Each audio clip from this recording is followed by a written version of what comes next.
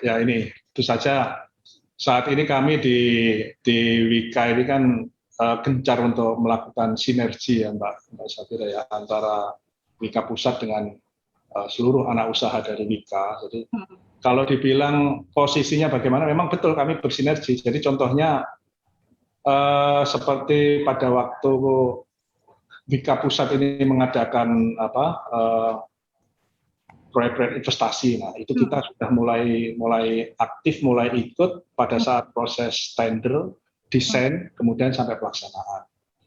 Nah, kemudian contohnya misalnya dengan Wika Gedung, Mbak Safira. Wika Gedung, kalau Mbak Safira ingat ya, beberapa waktu yang lalu, waktu awal-awal COVID, itu kan ada rumah sakit COVID yang dibangun di Batam sama di Jakarta sini ya kalau nggak salah ya. Itu kan rumah sakit tercepat yang bisa kita kerjakan. Itu menggunakan panel-panel modular.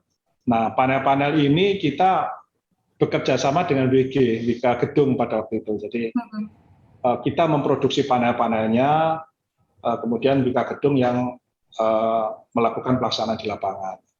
Nah, kira-kira seperti itu Mbak Safira, salah satunya. Jadi kita memang bersinergi Mbak Safira. Kalau menurut Pak Dwi sendiri, ini prospek infrastruktur 2021 ini seperti apa sih, Pak?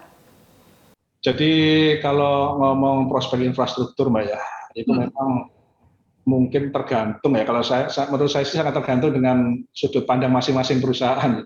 Kalau misalnya, kalau dari sisi kami, Wikon, ini kami melihat bahwa infrastruktur ini cukup menjanjikan sebetulnya, Mbak. Karena apa?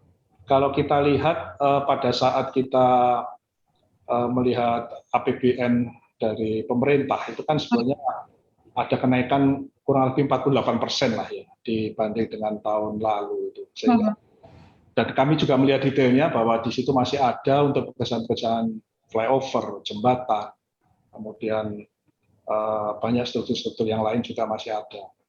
Ini akan cukup untuk menghidupi fabrikasi steel structure kami.